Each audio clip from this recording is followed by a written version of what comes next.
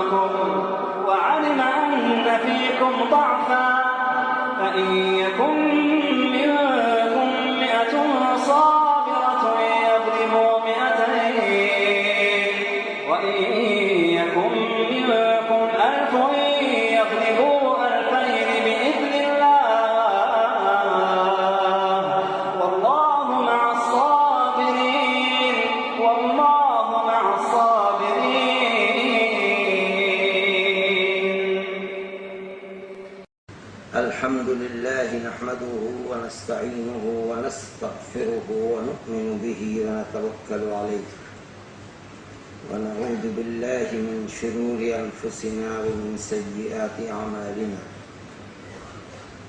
من يهده الله فلا مضل له ومن يضلل فلا هادي له ونشهد أن لا إله إلا الله وحده لا شريك له ونشهد أن سيدنا ومولانا محمد عبده ورسوله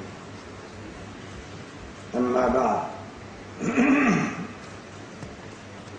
جمعیت علماء صوبہ راجستھان کی طرف سے بلائے گئے جنگ آزادی کے سلسلے میں اس اجلاس کے مدعو خصوصی بزرگ لیڈر پرسرام مدیرنا صاحب، محترم اور دیگر معززین شہر اور لیڈر حضرات، علماء کرام اور اس عظیم الشان جلسے میں شریک ہونے والے اہالیان جودھ پور اور صوبہ راجستھان کے دیگر حضرات اور جمعیت علماء کے ورکرز، ہندوستان میں رہنے والی ہر قوم اپنے بزرگوں کی تاریخ اور خصوصیت سے آزادی وطن کے سلسلے میں ان کی قربانیوں کا ذکر کم و بیش 1.5 سال سے برابر کر رہی ہے۔ ہندوستان کی گورنمنٹ نے پچھلے سال کو اس سلسلے کے اندر ملک کی آزادی کے سلسلے میں 1857 سے لے کر اس وقت تک 150 سال کی تقریبات کا سال بنایا تھا۔ اس سلسلے میں ملک میں بسنے والے مسلمانوں کے لیے بھی یہ ضروری تھا کہ وہ اپنے بزرگوں کی قربانیوں کا ذکر کرتے، اور انہوں نے کیا، اور بالخصوص جب کہ ان کی قربانیاں اس ملک کی آزادی کے سلسلے میں تاریخی اعتبار سے جن کا انکار ممکن نہیں ہے، ملک میں بسنے والے ہر طبقے کے مقابلے میں بڑی لمبی اور بہت زیادہ ہے۔ یہ ضروری تھا کہ وہ اپنی اس تاریخ کو شہر شہر دہراتے، اور مسلمانوں پر یہ ضروری ہے کہ وہ اپنے آباء و اجداد اور بزرگوں کی تاریخ کو پڑھیں، جانیں، اس لیے کہ جو قوم اپنے بزرگوں کی قربانیوں بھری تاریخ کو بھلا دے گی، وہ قوم اپنے مستقبل کے لیے کسی صحیح راستے کو کبھی متعین نہیں کر سکتی۔ یہ ضروری ہے اور یہ ضروری تھا۔ ملک کی آزادی کی تاریخ بڑی لمبی تاریخ ہے، لیکن میرے بھائی اس تاریخ کو اگر سمیٹا جا سکتا ہے تو سن 1799 میں جب سلطان ٹیپو شہید کو سرنگا پٹنم کے اندر شہید کیا گیا اور اس وقت ان کی لاش کے اوپر ایسٹ انڈیا کمپنی کے فوجی افسر نے کھڑے ہو کر یہ دعویٰ کیا تھا کہ آج ہندوستان ہمارا ہے۔ ملک کی آزادی کے لیے قربانیاں دینے کے لیے کھڑے ہونے کی تاریخ کی ابتدا وہاں سے ہوگی۔ اس کے 3 سال کے بعد چھوٹی چھوٹی ریاستیں اور نوابین کو زیر اثر کرنے کے بعد 1803 میں دلی کے اندر ایسٹ انڈیا کمپنی نے یہ اعلان کیا کہ ملک بادشاہ سلامت کا، خلق خدا کی، لیکن حکم ایسٹ انڈیا کمپنی کا ہے۔ یہ اعلان جس دن ہوا 1803 میں، اس وقت جب ہندوستان میں کسی کو شعور نہیں تھا، حضرت شاہ ولی اللہ صاحب محدث دہلوی کے بڑے صاحبزادے حضرت شاہ عبدالعزیز صاحب محدث دہلوی، جو اپنے زمانے کے سب سے بڑے عالم دین تھے اس وقت، انہوں نے یہ اعلان کیا تھا، یہ سب سے پہلا اعلان ہے کہ آج ہمارا ملک غلام ہو گیا اور اس غلام ملک کو آزاد کرانے کے لیے ہر مسلمان کے اوپر جہاد فرض ہے۔ یہ وہ وقت تھا کہ جب ہندوستان کے کسی طبقے کے اندر آزادی وطن کے لیے اعلان کرنے کا شعور نہیں تھا، احساس نہیں تھا، ہمت نہیں تھی۔ اگر کچھ لوگ لڑ رہے تھے تو وہ والیان حکومت تھے، اپنی حکومت کو بچانے کے لیے لڑ رہے تھے۔ یہ وہ لوگ تھے جو بوریا نشین تھے، جن کے پاس حکومت کے اقتدار کی کوئی چیز نہیں تھی، جس کی حفاظت کے لیے یہ ملک کی آزادی کا اعلان کرتے۔ یہ تو مدرسوں کے اندر رہنے والے، مسجدوں میں نماز پڑھانے والے بوریا نشین لوگ تھے۔ انہوں نے سب سے پہلے آزادی وطن کے لیے جہاد کا اعلان کیا اور انہیں اس کی قربانی دینی پڑی۔ تاریخ بتاتی ہے کہ حضرت شاہ عبدالعزیز صاحب رحمت اللہ علیہ کے مدرسے کو اس کا نام و نشان باقی نہیں رکھا گیا، ان کو زہر دے دیا گیا، ان کی جائیداد کو قرق کر دیا گیا، ان کو دلی سے جلا وطن کیا گیا، اس اندھا ہو گیا۔ اس شخص نے ہر چیز کو قربان کیا اور ہر مصیبت کو برداشت کیا، لیکن اس کے پیر کے اندر جنبش نہیں آئی۔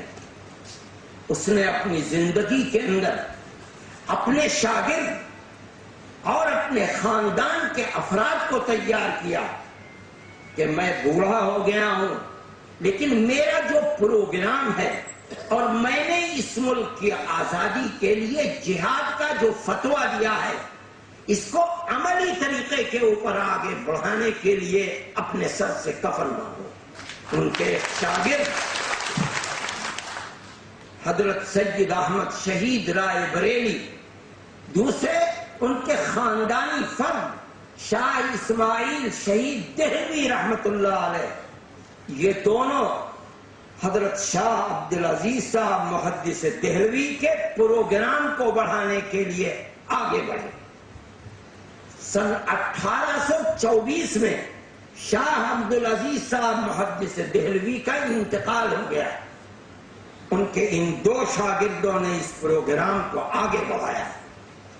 حضرت شاہ سید احمد شہید رحمت اللہ علیہ نے اس زمانے کے جو والیان حکومت تھے ان کو خطوط لکھے.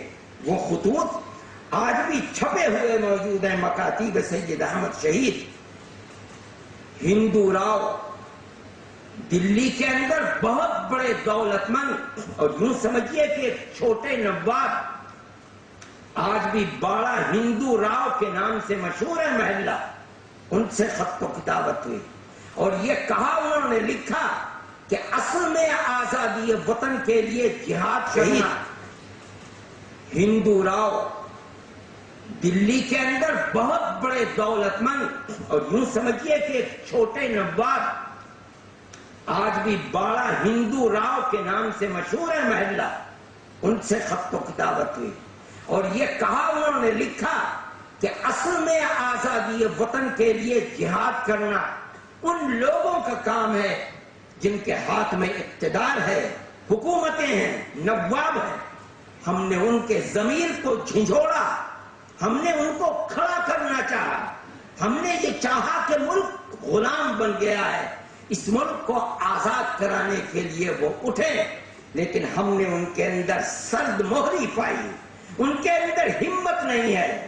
ہماری دعوت پر اور ہماری للکار پر جب وہ نہیں اٹھے تو پھر ہم بوریا نشینوں نے اپنے سر سے کفن باندھا اور اپنے ملک کی آزادی کے لیے آگے بڑھ رہے ہیں.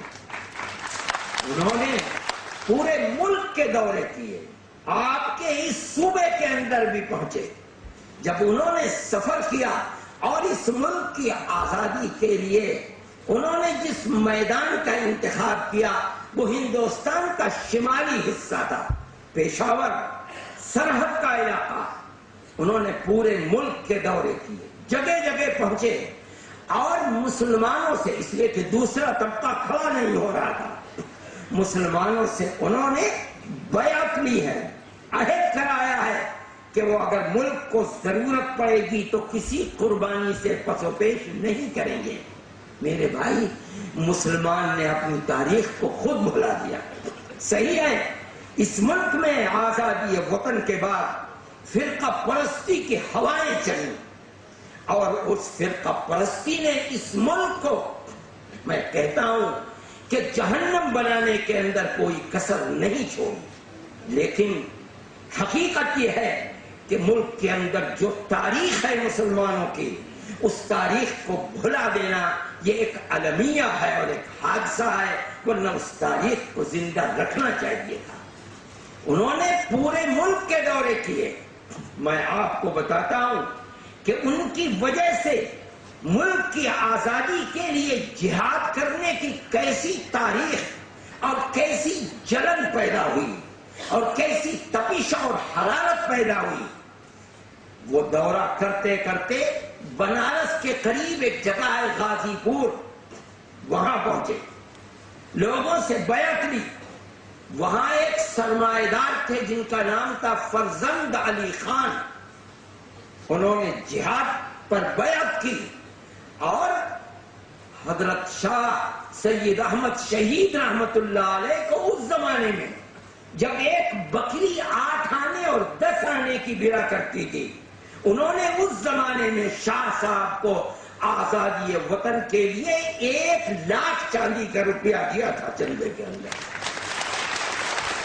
آپ دیکھیے آج کے کروڑوں روپے کے برابر ہو جاتا ہے. اور یہی نہیں، اس شخص کے دل کے اندر کیسی آگ تھی. انہوں نے اپنے ایک جوان لڑکے کو مولانا کے سپرد کیا اور یہ کہا کہ میرے دل میں یہ تمنا ہے کہ جس طرح حضرت ابراہیم نے اپنے بیٹے اسماعیل کی گردن پر چھری پھیری تھی، اسی طرح آزادی وطن کے جہاد میں میرے اس جوان بچے کے اوپر چھری چلے اور یہ قربان ہو جائے. میں کہتا ہوں کہ مسلمان اپنی تاریخ کو بھلا بیٹھا، دوسروں کا کیا شکوہ کیا جائے، مسلمان نے خود اپنی تاریخ کو بھلا دیا. شاہ صاحب جب چلے ہیں شمالی ریاست کے لیے تو یہاں الور کے جو نواب تھے ان کے پاس شاہ صاحب مہمان بنے ہیں، 1 ہفتہ ٹھہرے ہیں۔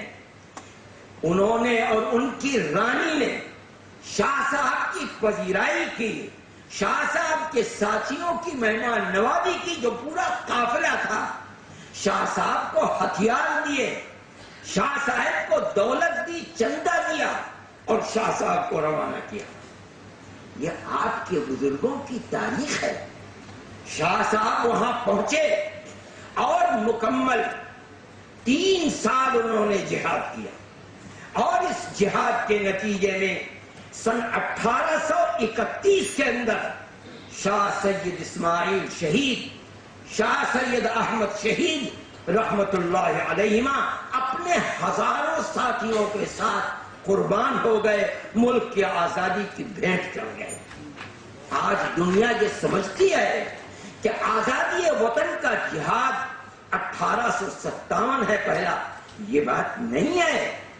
اس سے پہلے جہاد 1831 کے اندر علماء قربانی دے چکے ہیں، تاریخیں موجود ہیں۔ سیرت سید احمد شہید کو دیکھیے، مولانا علی میاں کی لکھی ہوئی تاریخ کو دیکھیے، غلام رسول مہر کی تاریخ کو دیکھیے، پڑھیے وقائع سید احمد شہید کو دیکھیے، آپ کے سامنے یہ تاریخ آئے گی۔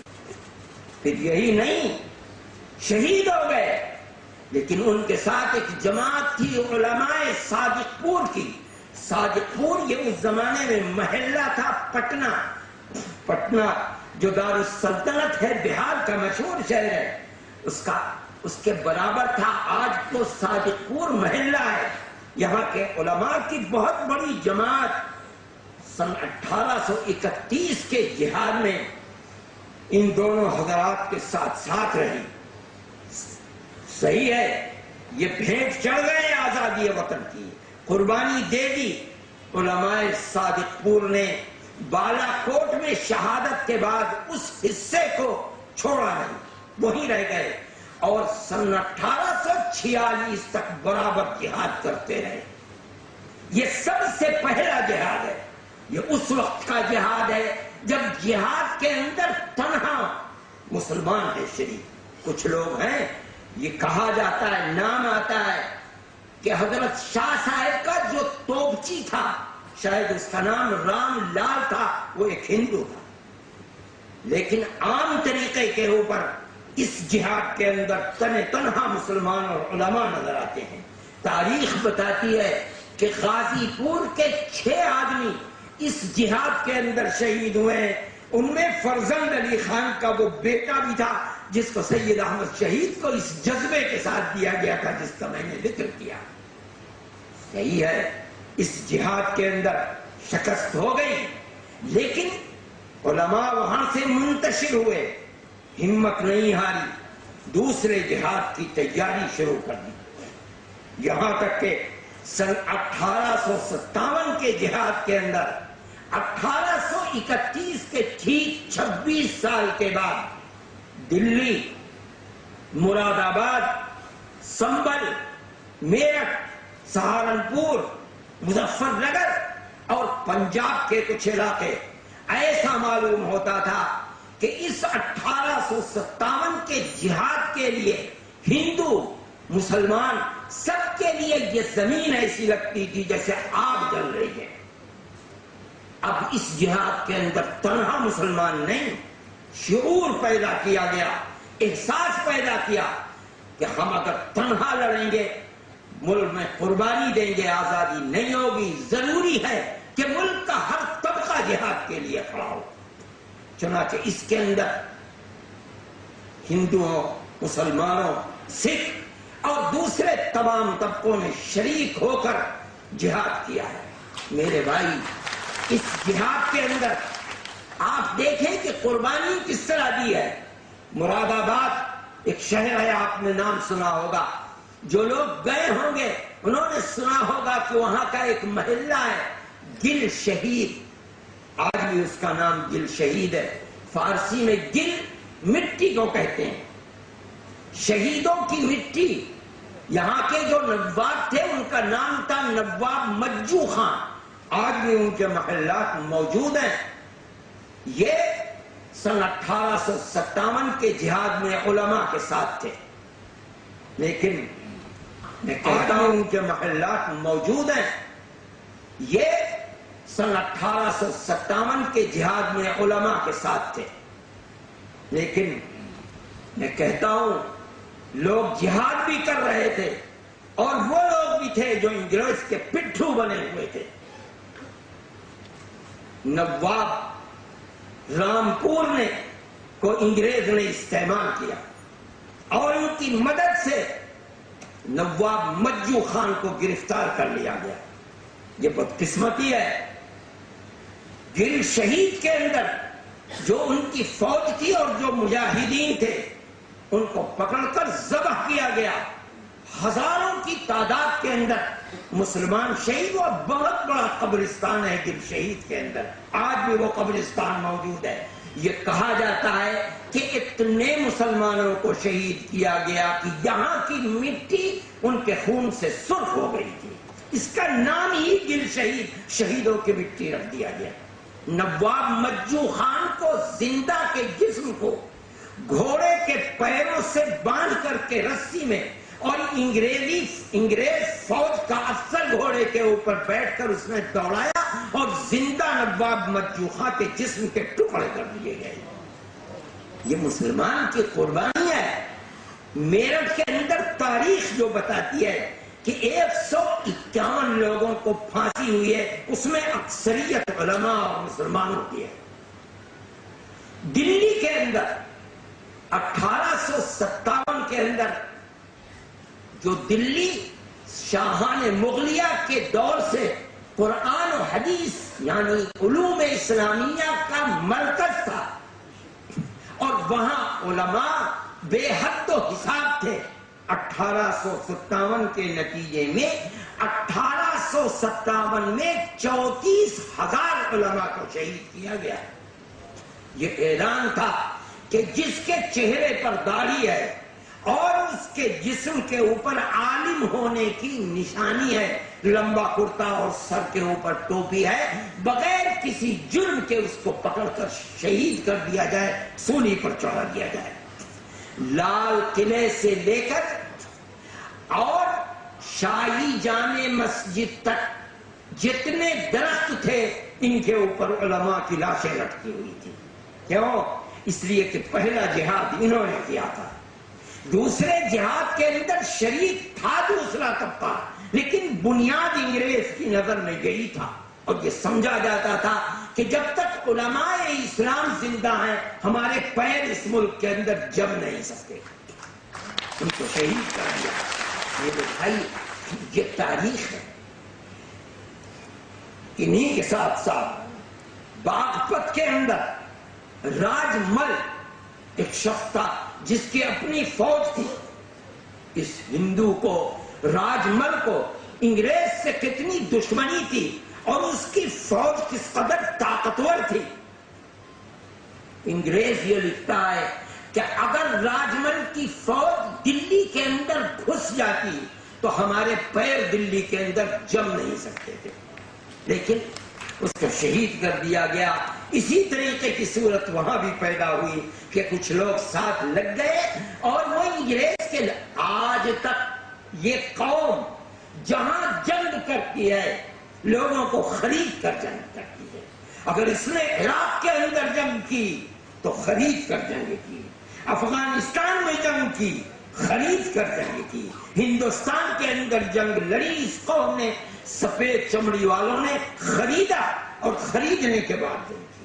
ہمارے اکابر تو اس سلسلے میں بڑے حساس تھے، یہ آپس میں لڑا کر انہوں نے جنگ کی ہے۔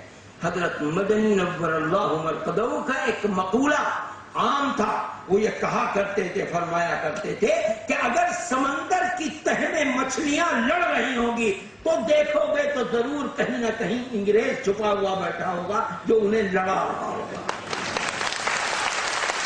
لوگ اس قدر حساس تھے اس سلسلے کے اندر۔ چنانچہ یہ جنگ ہوئی میرے بھائی، اس جنگ کے اندر بھی اس ہندوستان کے رہنے والوں کو شکست کا سامنا کرنا پڑا، لیکن علماء نے ہمت نہیں آئی۔ میرے بھائی، یہ دو جنگیں ہوئی ہیں، جہاد ہوئے ہیں۔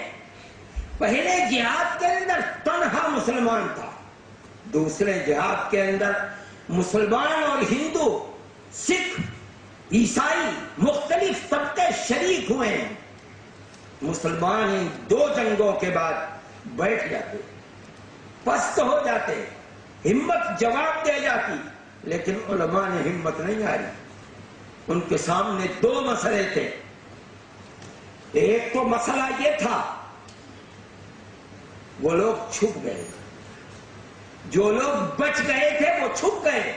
ان کے اندر حضرت حاجی امداد اللہ صاحب مہاجر مکی، جو بوڑھے تھے لیکن ہمارے تمام اکابر کے سرپرست تھے، ان کو بڑی خوش اسلوبی کے ساتھ چھپا چھپا کر ہندوستان سے نکال کر اس زمانے کے اندر سلطنت عثمانیہ ترکی حکومت کے ماتحت سعودی عرب تھا، وہاں بھجوا دیا گیا۔ جو ان کے شاگرد تھے وہ چھپ گئے، اس لیے نہیں کہ انہیں اپنی جان عزیز تھی، بلکہ اس لیے چھپے تاکہ تیسرے جہاد کی تیاری کی جا سکے۔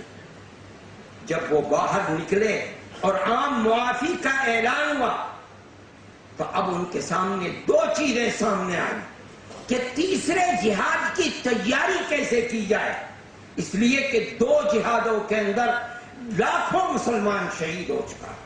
تیسرے جہاد کے لیے مجاہدین آزادی آئے کہاں سے، باقی نہیں رہ گئے، مر گئے، شہید ہو گئے، کہاں سے تیسرے جہاد کی تیاری ہو گئی۔ ایک اور دوسری چیز یہ ہے کہ حالات کی ستم ظریفی دیکھیے، وہ لوگ جو کل تک سر سے کفن باندھ کر اپنے ملک کی آزادی کے لیے قربانی دے رہے تھے اور قربانی دے دی، جن کے رگ و ریشے کے اندر انگریز کی دشمنی بیٹھی ہوئی تھی، آج انہی کے یتیم بچے قسم پرسی کے عالم میں گھر سے باہر آ گئے، چلے گئے دنیا سے، اور اولاد کے پاس کچھ نہیں۔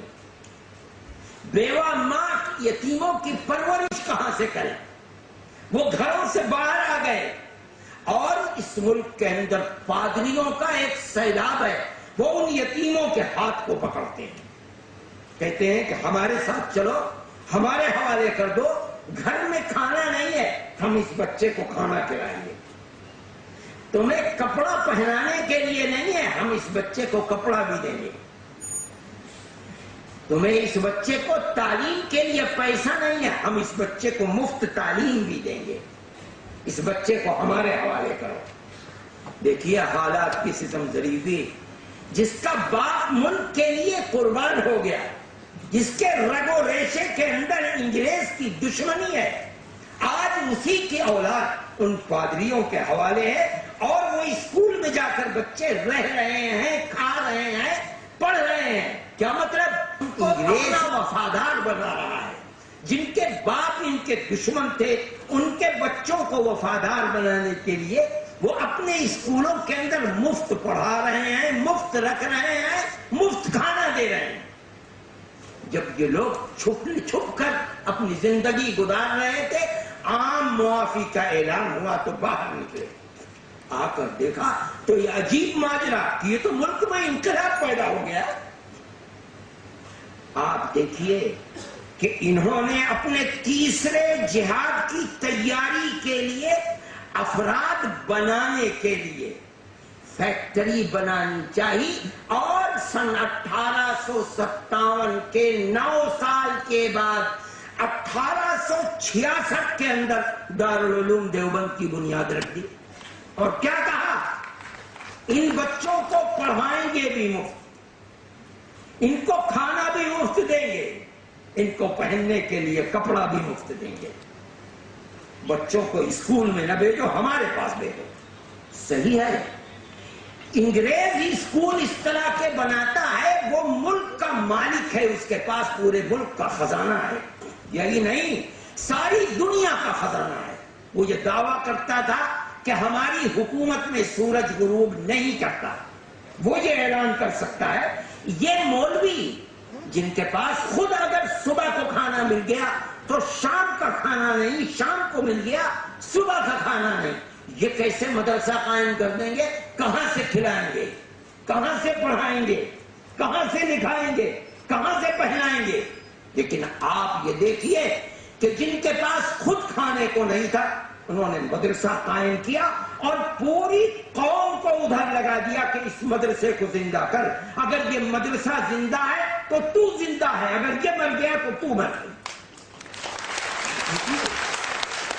ساری ملک کو اس کے اوپر لگا دیا اور حکومت سے ایک پیسہ چندہ نہیں لیا، اصول بنا دیا۔ آج بھی وہ اصول دارالعلوم دیوبند کے اندر لکھا ہوا رکھا ہوا ہے، کسی گورنمنٹ سے کوئی امداد نہیں لی جائے گی، عوام کے چندے کے اوپر چلے گا۔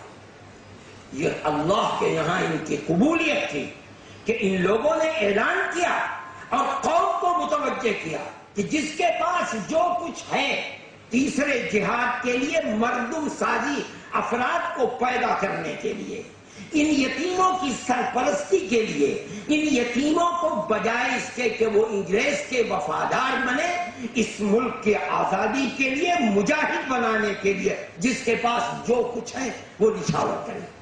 قوم اس کے اوپر لگ گئی۔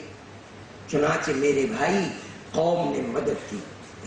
آپ دنیا میں کسی قوم کے پاس، عربوں کے پاس دولت کے انبار لگے ہوئے، اور آج تو ساری دنیا کی دولت لگتی ہے کہ سمٹ کر عربوں کے پاس چلی جائے گی۔ دیکھیے پیٹرول ایسی چیز ہے کہ ساری دنیا اس کی محتاج ہے۔ پیٹرول کے ایک بیرل کی قیمت $150، ایسا لگتا ہے جب ساری دنیا کی دولت سمٹ کر عرب ملکوں کے پاس چلی جائے گی۔ بڑے دولت مند لوگ ہیں، آپ ان سے مسجد کے لیے چندہ مانگیے، دے دیں گے۔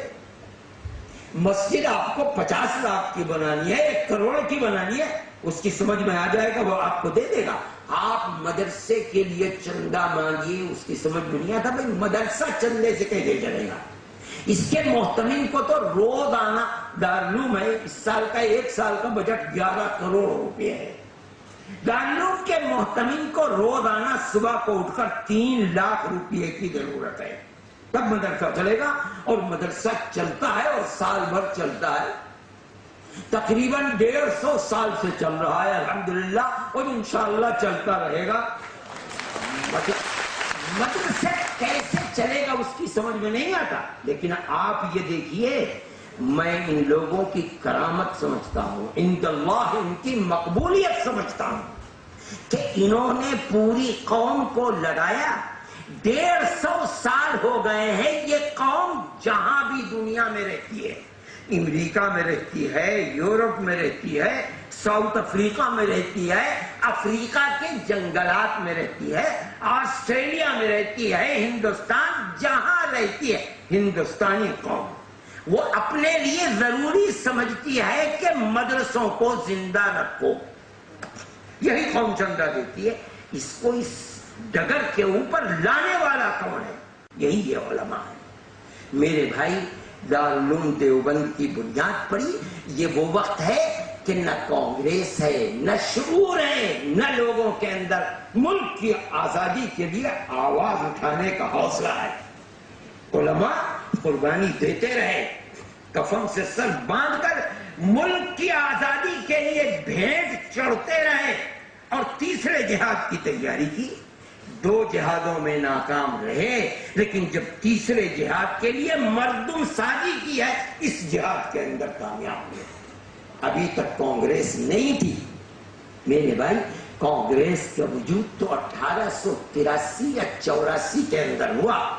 آپ اگر تاریخ کو پڑھیں، مولانا محمد میاں صاحب مرحوم کی تاریخ کو پڑھیے یا دوسروں کی تاریخ کو، تو جو دلی کے اندر سب سے پہلے اپنے اجلاس کی کانگریس نے قرارداد پاس کی ہے، یہ ہمت اور حوصلہ نہیں ہو سکا کہ براہ راست ملک کی آزادی کی قرارداد کانگریس پاس کر سکے۔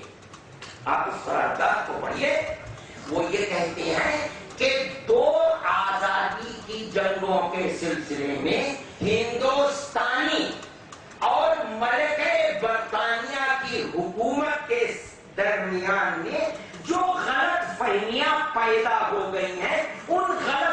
فہمیوں کو دور کرنے کے لیے کانگریس کو جنم دیا گیا ہے، جبکہ اس سے پہلے 2 جہادوں کے اندر لاکھوں علماء شریک ہو کر شہید ہو چکے۔ کانگریس کے اندر یہ طاقت نہیں ہے۔ اسی لیے میرے بھائی مسلمان تو تاریخ سے ناواقف ہے۔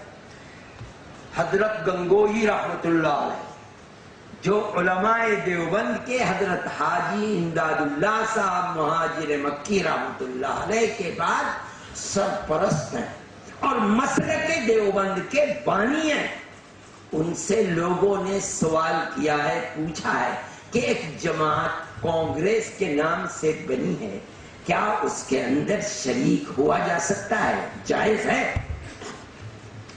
تو حضرت نے اس کا جواب لکھا ہے کہ بالکل اسی طرح جس طرح ایک ہندو اور ایک مسلمان کاروبار میں شریک ہو سکتا ہے، اگر وہ کاروبار مذہب کے لیے نقصان دہ نہیں ہے، مذہب کے مطلب یہ کہ شراب کا کاروبار ہے، اجازت نہیں، لیکن اگر ایک حلال کاروبار ہے اس میں ہندو مسلم شریک ہو سکتے ہیں، اسی طرح مسلمان کانگریس کے اندر برادران وطن کے ساتھ شریک ہو سکتا ہے۔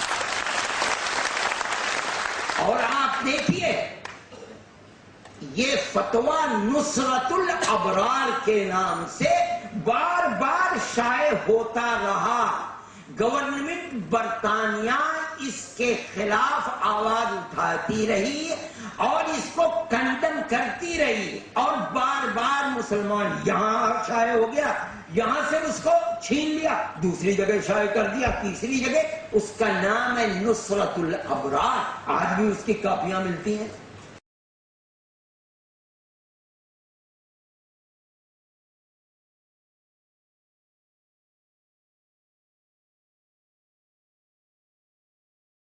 یہاں مورخ ایک سوال کرتا ہے، بڑا لطیف سوال کرتا ہے کہ حضرت گنگوہی جو شاملی کے میدان میں سن 1857 کے جہاد میں شریک تھے، وہ شرکت کی اجازت تو دے رہے ہیں مسلمان کو، لیکن خود شریک نہیں ہو رہے، انہیں خود شریک ہونا چاہیے تھا۔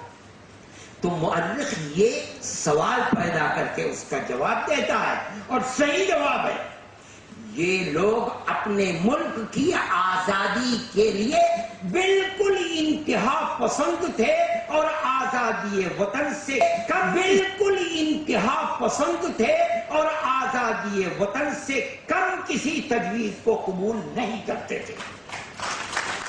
جبکہ کانگریس نے اپنے پہلے اجلاس میں آزادی وطن کے مطالبے کو نیچے کر دیا، پیش ہی نہیں کیا، ہمت ہی نہیں تھی۔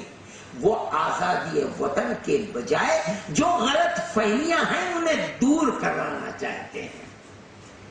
لیکن حضرت گنگوہی رحمت اللہ علیہ آزادی وطن سے کم کسی تجویز کو قبول کرنے والے نہیں تھے، چونکہ کانگریس کا ابتدائی نصب العین یہ نہیں تھا، اس لیے حضرت گنگوہی رحمت اللہ علیہ خود شریک نہیں ہوئے، دوسروں کو کہا کہ تم شریک ہو۔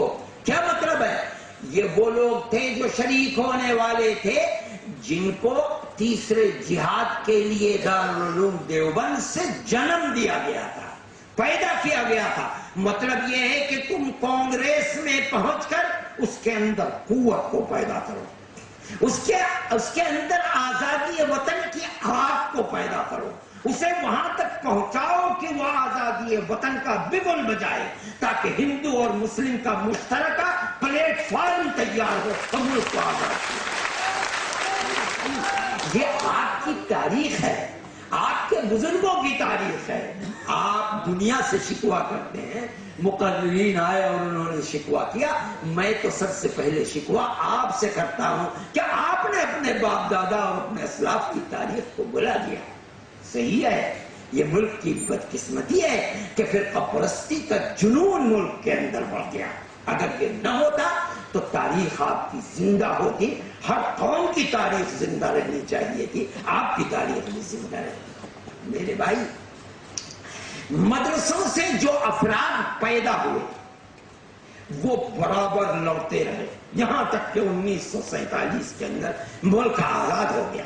سب سے پہلا شخص مجاہد آزادی، جس کے سینے کے اندر ملک کی محبت اور انگریز کی دشمنی رگ و ریشے کے اندر پیوست تھی، حضرت گنگوہی رحمت اللہ علیہ کا مجاز، حضرت نانوتوی رحمت اللہ علیہ کا شاگرد رشید، حضرت شیخ الہند مولانا محمود حسن، مسٹر جو گورنر تھا صوبہ جات متحدہ کا اس وقت، وہ یہ کہا کرتا تھا کہ اگر شیخ الہند کو جلا کر راکھ کر دیا جائے تو اس شخص کی راکھ کے اندر سے بھی انگریز کی دشمنی کی بو آئے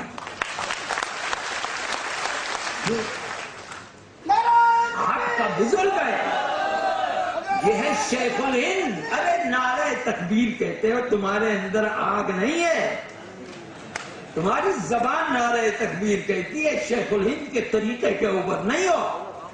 میں بتاتا ہوں شیخ الہند کے دل کے اندر آگ کیسی تھی آزادی وطن کی، جہاں تک کہ سن 1916 کے اندر شیخ الہند جب حج کے لیے گئے اپنے ساتھیوں کے ساتھ، اور حج کرنے نہیں گئے تھے وہ، بلکہ ترکی حکومت سے امداد لینے کے لیے گئے تھے، اور انہوں نے سلطان کمال پاشا وغیرہ سے ملاقات کی کہ وقت آنے پر آپ ہماری براہ افغانستان امداد کریں، اس لیے کہ شمالی ہندوستان کے اندر سید احمد شہید اور شاہ اسماعیل شہید نے جہاد کر کے وہاں کے لوگوں کے اندر گرمی کو پیدا کر دیا تھا۔ افغانستان اسلامی ملک تھا، اس راستے سے ہمیں مدد مل سکتی ہے، اس لیے کہ اس کی حدود بلوچستان کے راستے سے ہندوستان سے ملی ہوئی تھی،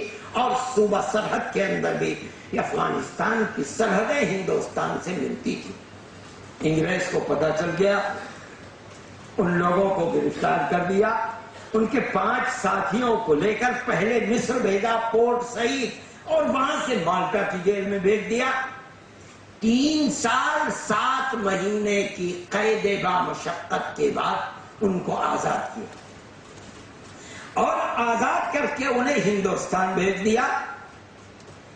ہندوستان جب وہ لوگ آئے تو اس وقت تک تو آزادی کا قافلہ 1919 کے اندر بڑھ چکا تھا، 1920 کا یہ واقعہ ہے، بڑھ چکا تھا۔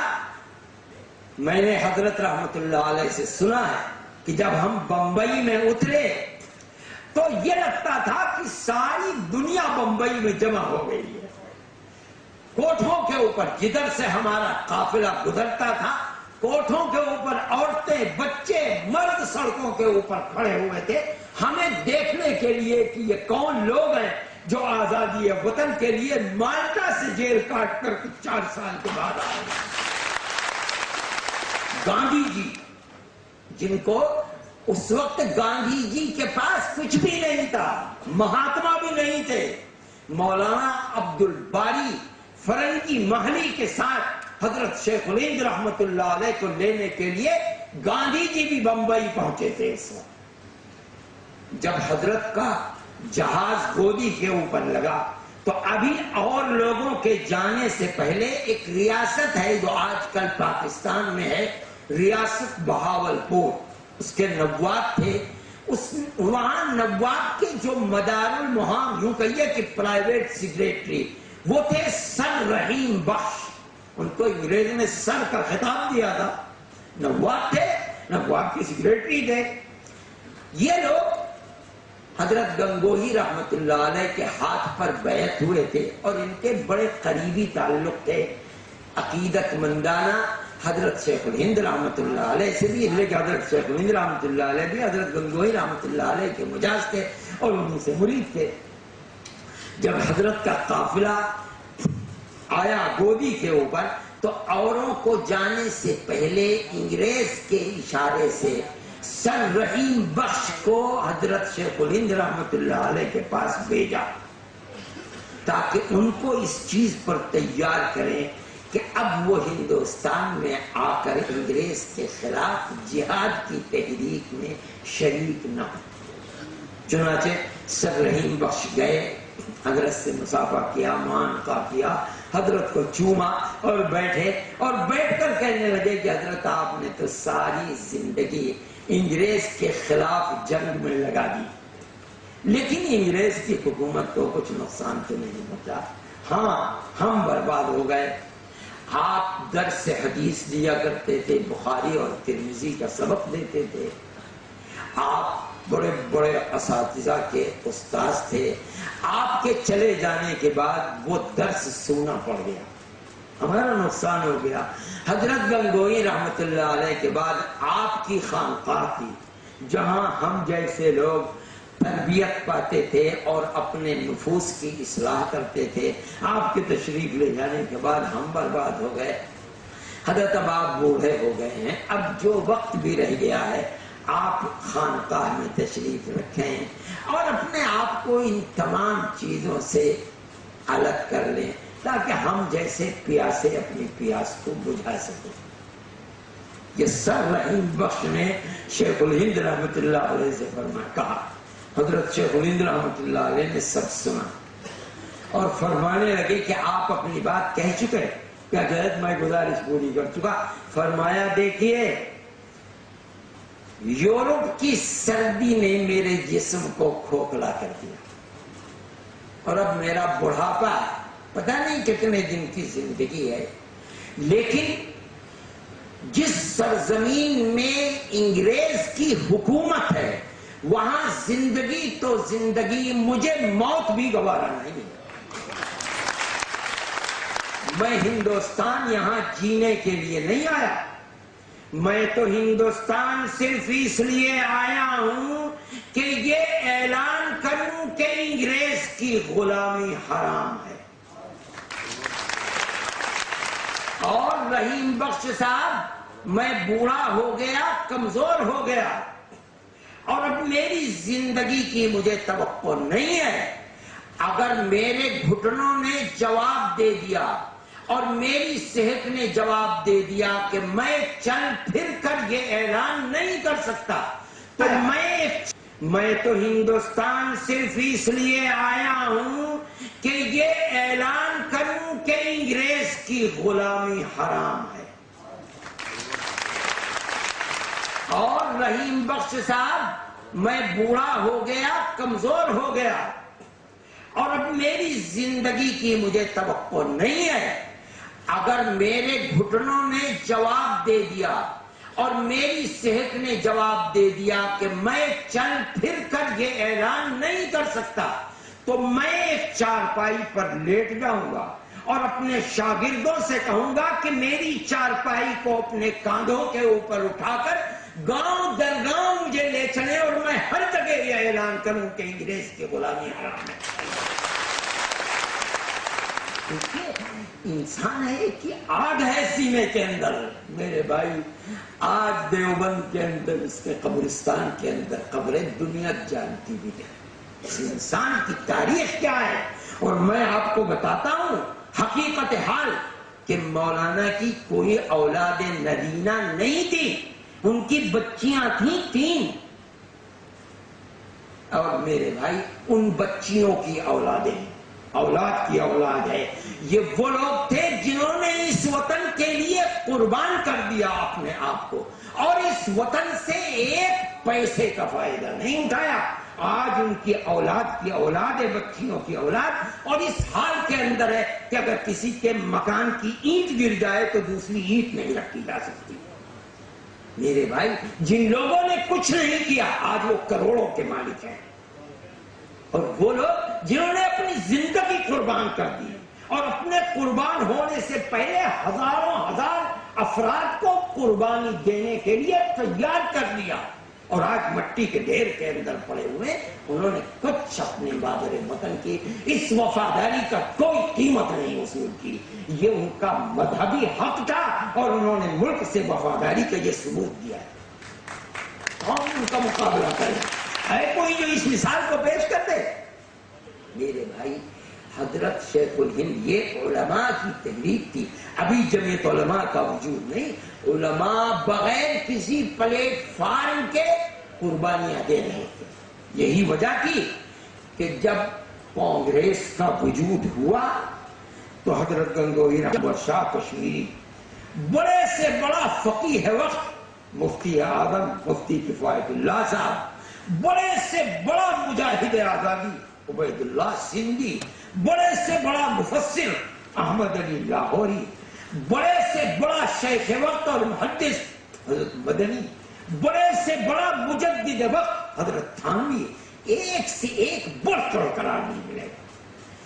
جب یہ خبر گرم ہونے لگی کہ اب چھوٹنے کا وقت قریب ہے تو سن 1919 میں انہوں نے اپنے شاگرد رشید مفتی کفایت اللہ تک یہ پیغام پہنچایا کہ اب ملک کی آزادی کے لیے ایک پلیٹ فارم کی ضرورت ہے، مسلمانوں کے لیے اس پلیٹ فارم کو تیار کرو۔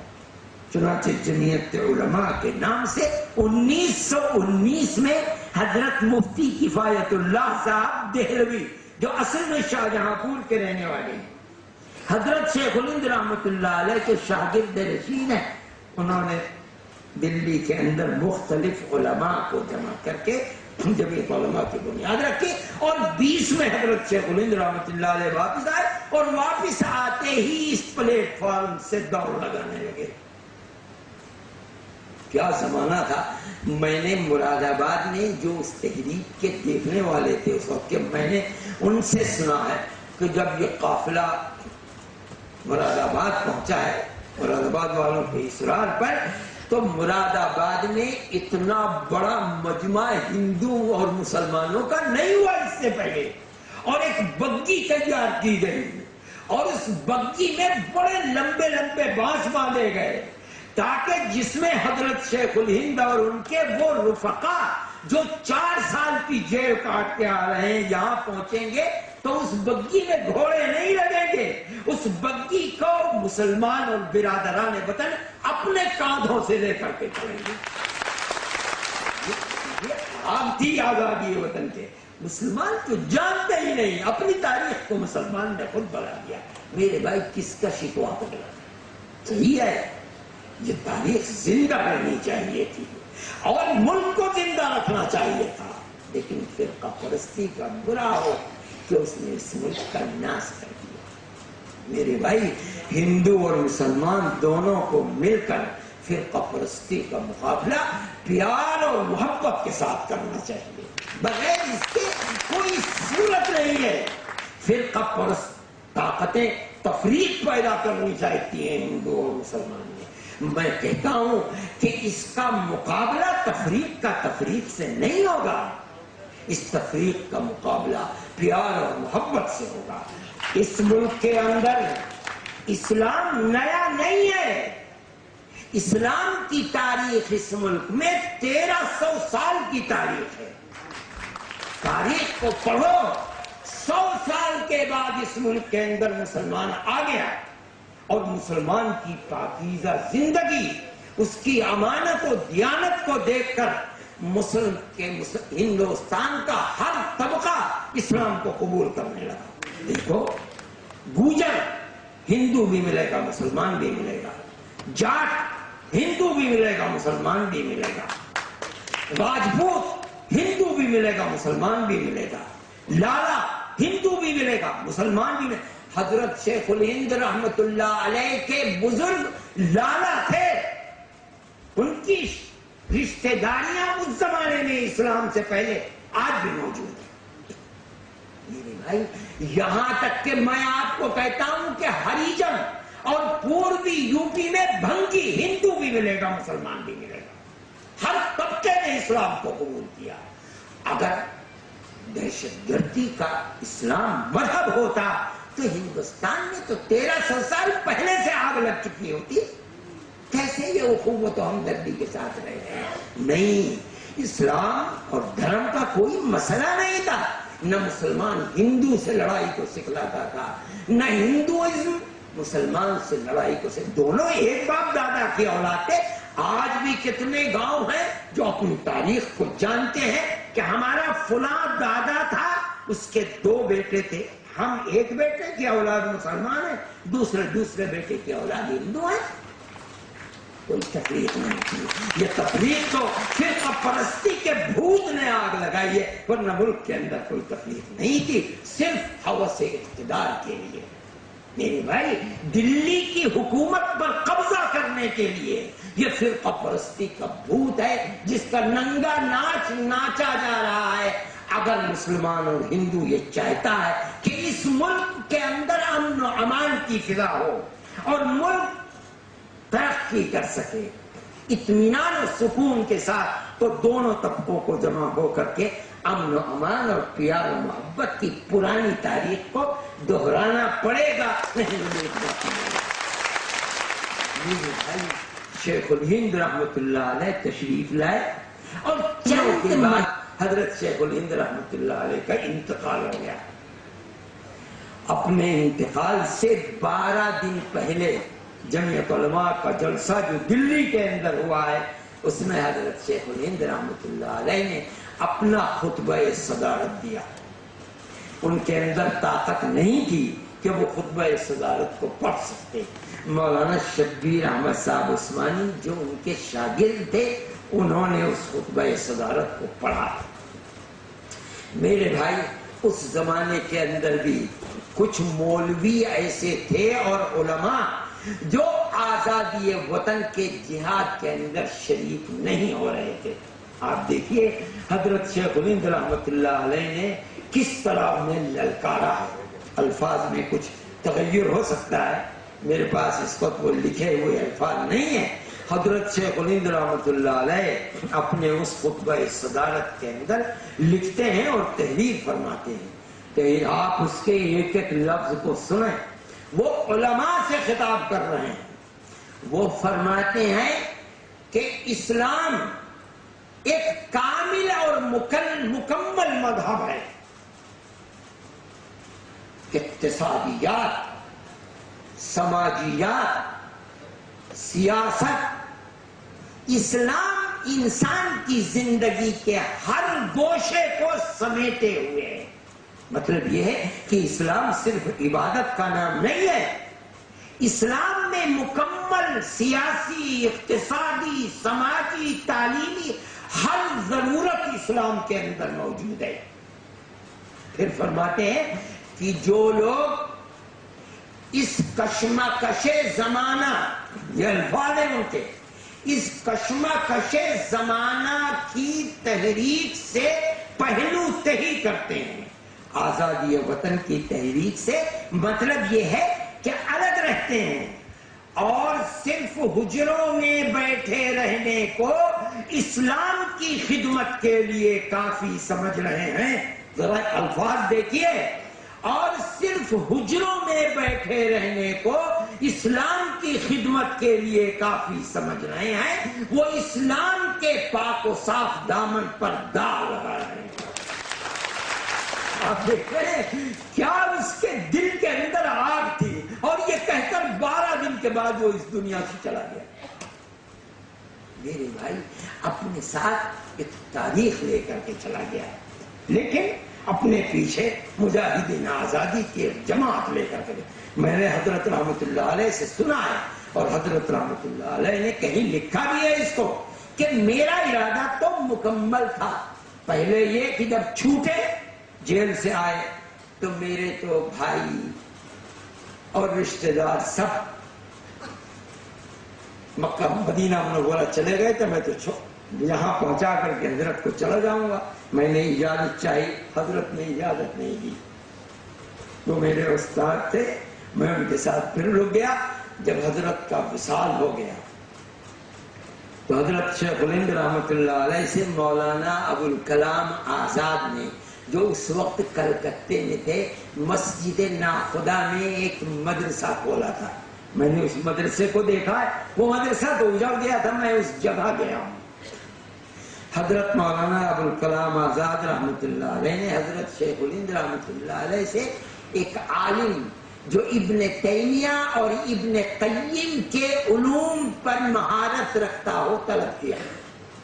حضرت شیخ الہند رحمت اللہ علیہ نے اپنے شاگردوں کو کہا کہ بھئی تم چلے جاؤ، تم چلے جاؤ، تم چلے جاؤ.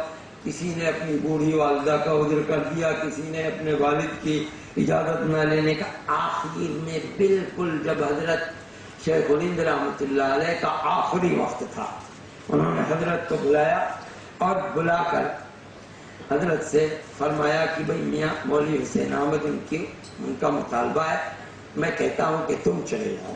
حضرت نے فرمایا کہ حضرت آپ جو حکم دیں گے میں اس کو بجا لاؤں گا۔ حضرت کے ہاتھ کو پکڑا، آخری وقت ہے، اور اپنے مبارک جسم کے اوپر پھیرا اور دعا دیتے ہوئے حضرت رحمۃ اللہ علیہ کو اجازت دی۔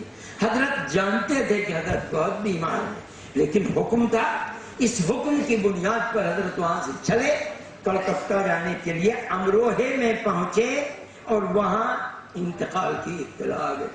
وہاں سے فوراً واپس آئے دیوبند۔ خود فرمایا کرتے تھے کہ یہ میری بدقسمتی کہ میں جب دیوبند پہنچا تو حضرت رحمۃ اللہ علیہ کو دفن کر کے لوگ قبرستان سے واپس آ رہے ہیں۔ میں یہ کہتا ہوں کہ ایک جماعت چھوڑی اور حضرت مدنی نور اللہ مرقدہ نے اپنے ارادے کو ختم کر دیا اور ختم کر کے اپنے آپ کو آزادی وطن کے لیے قربان کر دیا، یہاں تک کہ سن 1920 میں انتقال ہوا اور مکمل آزادی کے مطالبے کو لے کر جیل جاتے رہے، ان کے خدام نکلتے رہے جمعیت علماء کے پلیٹ فارم پر، یہاں تک کہ ملک سن 1947 کے اندر آزاد ہو گیا۔ میرے بھائی، یہ آپ کے بزرگوں کی قربانی کی داستان ہے۔ وقت کم ہے اور آپ کو یہ ہال 5 بجے مکمل خالی کر دینا ہے، 20 منٹ کا وقت باقی رہ گیا ہے۔ یہ جمعیت علماء کی تاریخ ہے کہ ملک آزاد ہوا، ملک آزاد ہوا۔ میں اب آپ کو بتاتا ہوں کہ جس دن تک ملک آزاد ہوا جمعیت علماء مذہبی اور سیاسی جماعت تھی، رات اور دن سیاست میں ڈوبے ہوئے تھے، جیلوں میں جاتے تھے۔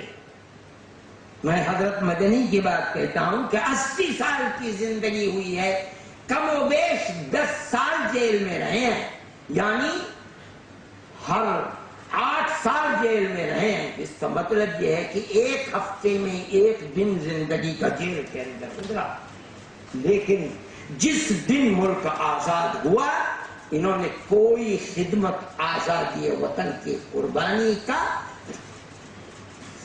پھل حاصل کرنے کے لیے نہیں لی تھی۔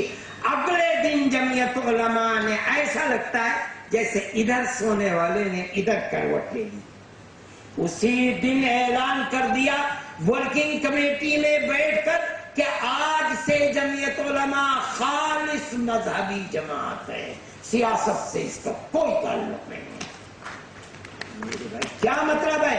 اعلان کر دیا کہ آزادی وطن کی وہ قربانی جو ہماری 1803 سے شروع ہو کر 1947 تک 150 سال کی تاریخ میں پھیلی ہوئی ہے اور ہمارے لاکھوں جیالوں نے قربانی دی ہے، ہم اس قربانی کے بعد اس کے کسی پھل کو لینا اپنے لیے داغ سمجھتے ہیں، ہم اپنے دامن کو بچا رہے ہیں۔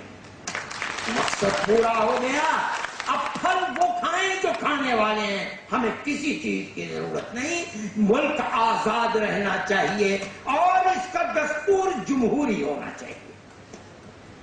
آپ کو علم نہیں ہے، میرے پاس کانگریس کے گجرات، کلکتہ مختلف اجلاس کی تجاویز موجود ہیں۔ جیسے جیسے آزادی وطن قریب آتا جاتا ہے، جمعیت علماء ہند کانگریس سے برابر اپنی تجاویز کے ذریعے اس سے مطالبہ کرتی رہتی ہے۔ ہمارے گجرات، کلکتہ مختلف اجلاس کی تجاویز موجود ہیں۔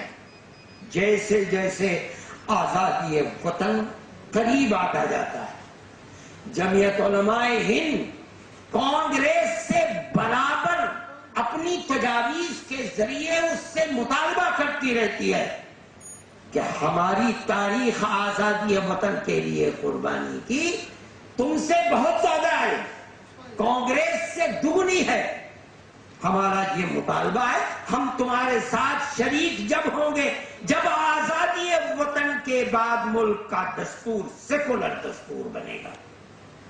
مجھے یاد نہیں، میرے بریف کیس کے اندر موجود ہے، میں وہ پڑھ کر آپ کو سناتا کہ فلاں تاریخ میں یہ تجویز، فلاں جگہ یہ تجویز اور فلاں جگہ یہ تجویز پاس ہوئی، اور کانگریس اپنے اجلاس کے اندر ہر جگہ گارنٹی دیتی ہے موتی لال نہرو کہ مسلمانوں کی مسجدیں، مسلمانوں کے مقبرے، مسلمانوں کے امام باڑے، مسلمانوں کی تہذیب، مسلمانوں کی زبان، ہر چیز کی حفاظت کی گارنٹی دی جاتی ہے۔ ملک آزاد ہوا، مسلم فرقہ پرستی نے مسلم لیگ کے بنیاد پر، میں کہتا ہوں یہ ملک اور قوم کی بدقسمتی کی، اسلام کی بنیاد پر ایک ملک کا حصہ لے لیا۔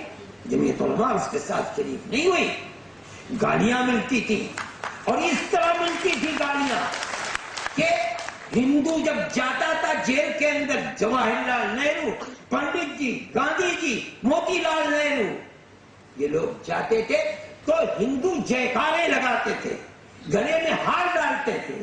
مسلمان ہمارے علماء جب جاتے تھے، مسلمان ہی یہ کہتا تھا کہ یہ ہندوؤں کے پٹھو جا رہے ہیں، غلام جا رہے ہیں۔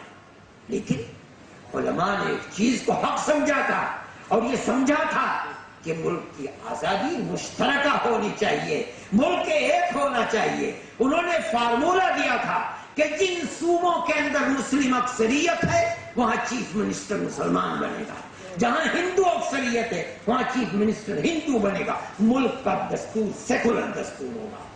اس کے بعد فرقہ پرست طاقتیں اٹھی، اور انہوں نے کہا کہ جب مسلمان اسلام کے نام پر اپنا ملک لے چکا تو اس ملک کا دستور بھی وہاں اسلامی دستور ہے، یہاں ہندوازم کی بنیاد پر دستور ہوگا۔ میرے بھائی، یہ جمعیت علماء کے اکابر کی یہ چیز تھی کہ وہ ہاتھ پکڑ کر بیٹھ گئے کہ ہم نے بار بار وعدے لیے، تمہارے ساتھ قربانی ہم نے اس بنیاد پر دی ہے کہ ملک کا دستور سیکولر دستور ہوگا، اور ملک کا دستور مجبور ہوئے کہ سیکولر دستور بنا۔ میرے بھائی، ملک کے لیے سب سے بڑی قیمتی چیز، یہ ملک اقلیتوں کا ملک ہے، مسلم سب سے بڑی اقلیت ہے، یہاں ہندو سکھ اقلیت ہے، یہاں عیسائی اقلیت ہے، یہاں قبائلی اقلیتیں ہیں، یہ ملک اقلیتوں کا ملک ہے۔ اگر اس ملک کا دستور سیکولر دستور نہ ہوتا یہ ملک برباد ہو چکا ہوتا۔ اقلیتوں کے لیے یہاں ضمانت ملک کا سیکولر دستور ہے۔ میں کہتا ہوں کہ یہ دین ہے جمعیت علماء ہند کی۔ اپنی تاریخ کو پہچانو۔ آج جو فرقہ پرست طاقتیں ابھر رہی ہیں وہ سب سے بڑی ملک کی غدار اور اس سیکولر دستور کی دشمن ہے۔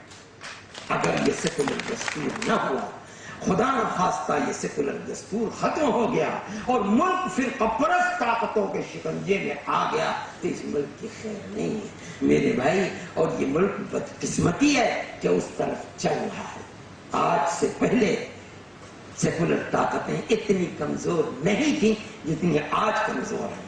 آپ دیکھ لیجئے، جس صوبے کے اندر الیکشن ہوا، سیکولر طاقت کو میدان سیاست سے نکال کر باہر کر دیا، اور پنجاب فرقہ پرست طاقت کا کیا ہوا، کرناٹک میں کیا ہوا، اتراکھنڈ کے اندر، ہر جگہ یہی کھیل کھیلا جا رہا ہے۔ میں کہتا ہوں کہ سیکولر طاقت کمزور ہے، اس کو آگے بڑھنا چاہیے، اقلیتوں کے دلوں کو جیتنا چاہیے۔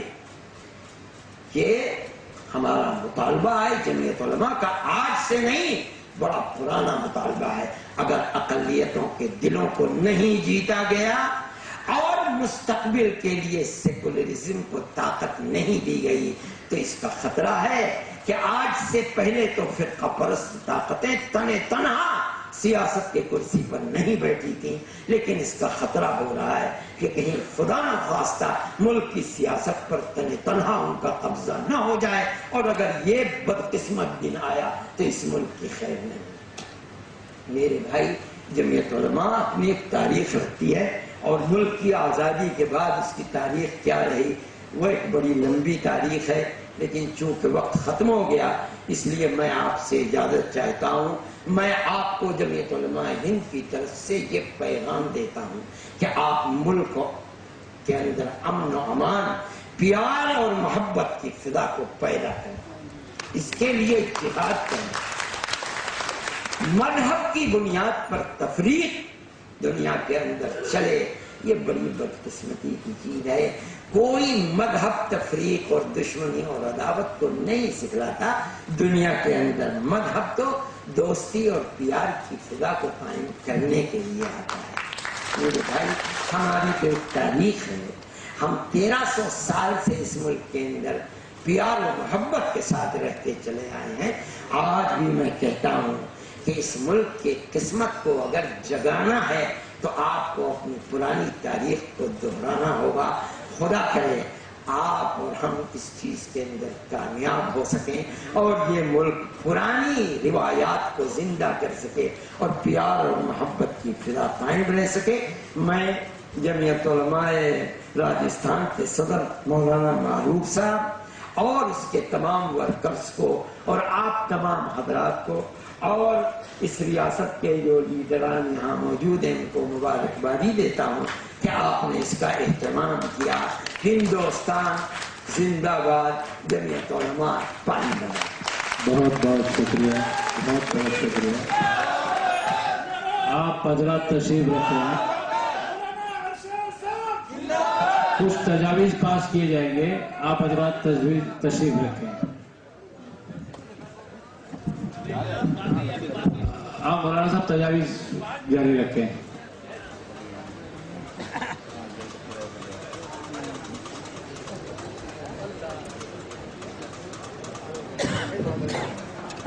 پروگرام بالکل آخر میں ہے، 5-10 منٹ کا اور پروگرام تجاویز ہے، سندیش پڑھا جائے گا، اس کے بعد پروگرام خطاب ہے۔ میں سب سے پہلے حضرت مولانا رحمت اللہ صاحب سے گزارش کرتا ہوں کہ وہ آزادی اور جمہوری حقوق پر تجویز پیش فرمائیں۔